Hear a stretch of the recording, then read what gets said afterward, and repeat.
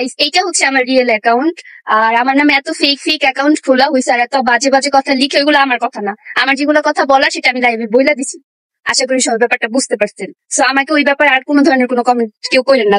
নানান লোকের নানান কথা, কানে নিলেই মাথা ব্যথা। অনেক ফেক পেজ থেকে ফেক নিউজ দিতেছে, উল্টা পুল্টা অনেক কথা বলতেছে, অনেক কথা ছড়াইতেছে, যার কারণে আমি আজকে লাইভে আসতে বাধ্য হয়েছি এসব কিছু বলার জন্য। আর আপনারাও হচ্ছে না যাই না বুঝা অনেক মন্তব্য রাখতেছেন, দেন আমাকে অনেক ধরনের অনেক কথা বলতেছেন। এই জন্য আমি ব্যাপারটা আপনাদেরকে জানাইতে আসছি যে অ্যাকচুয়ালি ব্যাপারটা কি হয়েছে, আমি কেন গেছিলাম, কেন চলে আসলাম, এটাই বলার জন্য আসছি লাইভে। হচ্ছে তিশা হাত ভাড়া করে নিয়ে গেছে, দেন হচ্ছে আমি টাকার লোভে পড়ে ওইখানে গেছি, আমাকে টাকার লোভ দেখাইছে যার কারণে আমি গেছি, এই ধরনের অনেক কথা বলতেছেন। এরকমটা কিছুই না, আমি কোনো টাকার লোভে যাইনি, কোনো কিছুতেই যাইনি। এখানে ব্যাপারটা অন্য কিছু, যেটা আমি হচ্ছে আপনাদেরকে বলবো। খুবই ভালো ফ্রেন্ডশিপ, হ্যাঁ এটা ফ্রেন্ডশিপ, অন্য কিছু না, কোনো রিলেশনশিপ না, কোনো কিছু না। আমার অনেক ভালো একটা ফ্রেন্ডশিপ ছিল তার সাথে।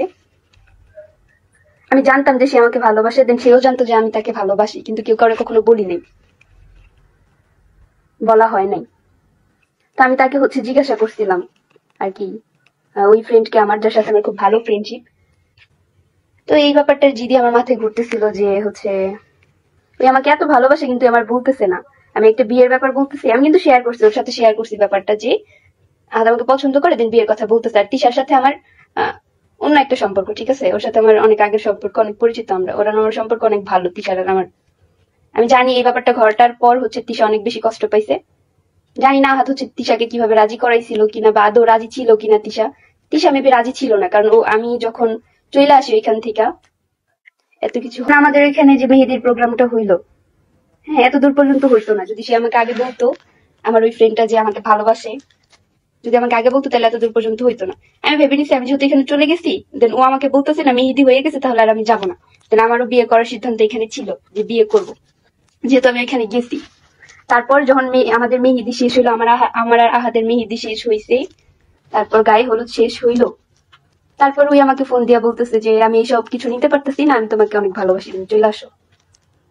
এর মাঝে আবার তিশু অনেক কান্নাকাটি করতেছিল, কারণ তিশু এই ব্যাপারটা মানতে পারতেছিল না যে তার হাজবেন্ড যে বিয়ে করবে আমাকে। তিশু এই ব্যাপারটা রাজি ছিল না, এই ব্যাপারটায়। দেন ও এই ব্যাপারটা মানতে পারতেছিল না, ও অনেক কান্নাকাটি করতেছিল এক ঘরে বৈশা। এটা আমার কাছেও ভালো লাগে নাই। আর আমি ভিডিওতে অনেকবার বলছি যে আমি কারো মনে কষ্ট দিয়ে এই সংসারে আসতে চাই না। আর আমি যতটুকু দেখছিলাম তিশা কষ্ট পাইতেছিল না, কিন্তু লাস্ট পর্যায়ে যা তিশা অনেক বেশি কষ্ট পাইতেছিল, এটা আমার কাছে খুব খারাপ লাগছে। আর ওই টাইমটাই হচ্ছে আমাকে আমার যার সাথে ফ্রেন্ডশিপ ছিল সে আমাকে ফোন দিয়ে বলছে যে আমি তোমাকে অসম্ভব ভালোবাসি, আমি তোমার এই ধরনের ভিডিও দেখা আমার আর ভালো লাগতেছে না, আমি এগুলো নিতে পারতেছি না, তুমি চলে আসো, তাহলে আমি বিয়েটা করে নিতাম। তো ওইও বলছে। দেন তিশারও হচ্ছে অনেক বেশি কষ্ট হইতেছিল, ওই অনেক বেশি কান্না করতেছিল, ওই একটা রুমে বৈশা হচ্ছে দরজা লাগাইতে অনেক কান্না করতেছিল। আলিশা যেই রুমে থাকে, আপনারা হয়তো বা সবাই জানেন যারা যারা হচ্ছে ব্লগ দেখেন, আলিশা যেই রুমে থাকে ওই রুমে যায় হচ্ছে ওই দরজা লাগাইতে অনেক কান্না করতেছিল। যখন আমাদের হচ্ছে হলুদ শেষ হয়েছে, হলুদের প্রোগ্রাম শেষ হয়েছে তখন।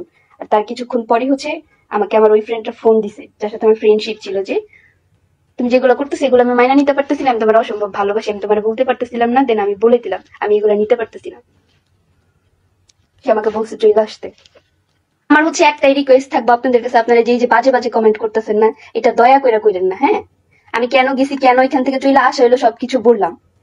দেন এখানে আহাদও রাজি আছে, এখানে আমিও রাজি আছি যে হচ্ছে যেহেতু তিশাও কষ্ট পাইতেছে, আমার ওই ফ্রেন্ডটাও আমাকে বলছে যার সাথে আমি জিদ্দা খাই ওইখানে গেছি, যেহেতু দুইজনের ব্যাপারটা এরকম, আমি আর আহাদ ডিসিশন নিছি যে আমরা চলে যাবো, বা আমরা বিয়ে পর্যন্ত যাইনি, আমরা গায়ে হলুদ পর্যন্ত এটা ফুল স্টপ করে দিছি। দেন এই ব্যাপারগুলো আমি বলতাম না। আপনারা যেভাবে আমাকে নিয়ে বলতেছেন যে আমি টাকার লোভী, আমি টাকার কারণে হচ্ছে ওইখানে গেছি, আমাকে ভাড়া করে নিয়ে গেছে তিশা আর আহাদ। তিশা আর আহাদ খুব ভালো করে জানে যে আমি হচ্ছে লোভী না, টাকা লোভী না।